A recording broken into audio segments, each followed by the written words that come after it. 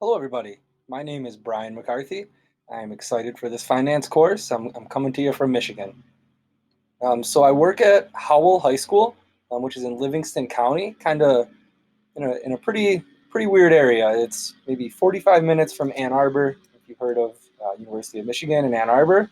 About 45 minutes from East Lansing, where Michigan State is. Maybe 45 minutes from Flint, and about an hour from Detroit.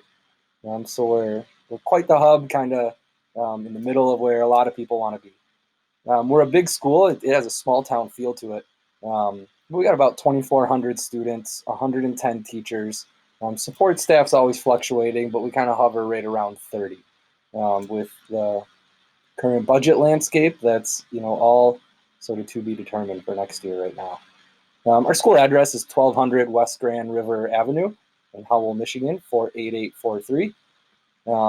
The school's phone number, if you want to give us a call, 517-540-8300.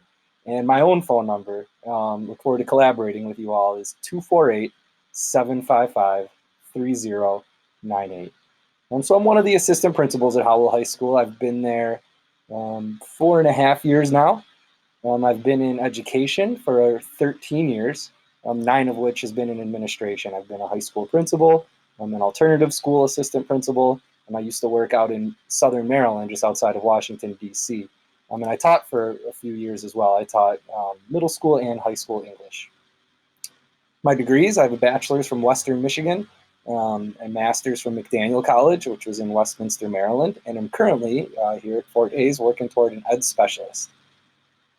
As far as my goals, my long-term goals, I think one of my long-term goals is to just kind of reshape what traditional education looks like. I didn't have a great school experience, and it just drives me nuts that there's so many things that we've just been doing forever since the industrial age that need to be changed. So I've been doing that locally as much as possible. I think long-term, I'd like to do that on a larger scale.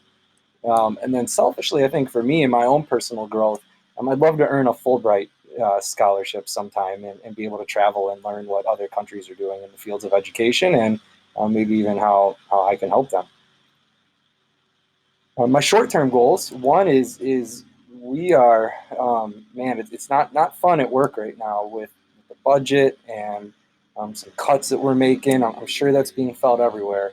I'm pretty involved in my administrators association, and I'm like, the timing of this class is crazy because I'm kind of at odds with the district right now regarding some financial things. So one short-term goal is to help them be fiscally responsible while still going through a process and making sure that cuts are far from the classroom and done in a fair and ultimately legal way. I think another short-term goal is probably to succeed in this class while still finding a semblance of summer.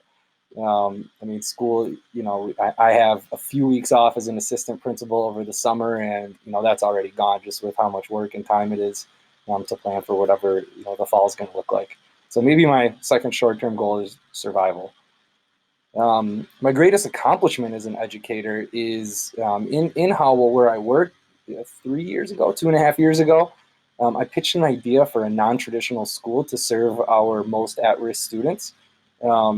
And the superintendent let me run with it. So, kind of from the ground up, I designed a school. It's called Innovation Academy.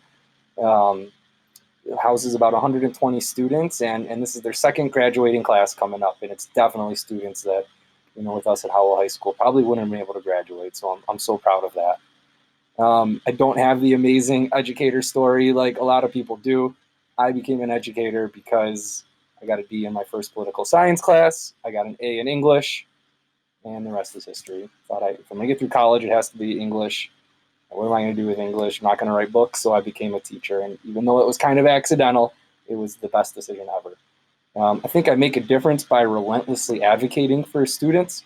I don't accept the status quo, and I'll do whatever it takes to advocate for what students need. I have taken a class in finance before. I'm just in my master's program. I'm sure most of you have.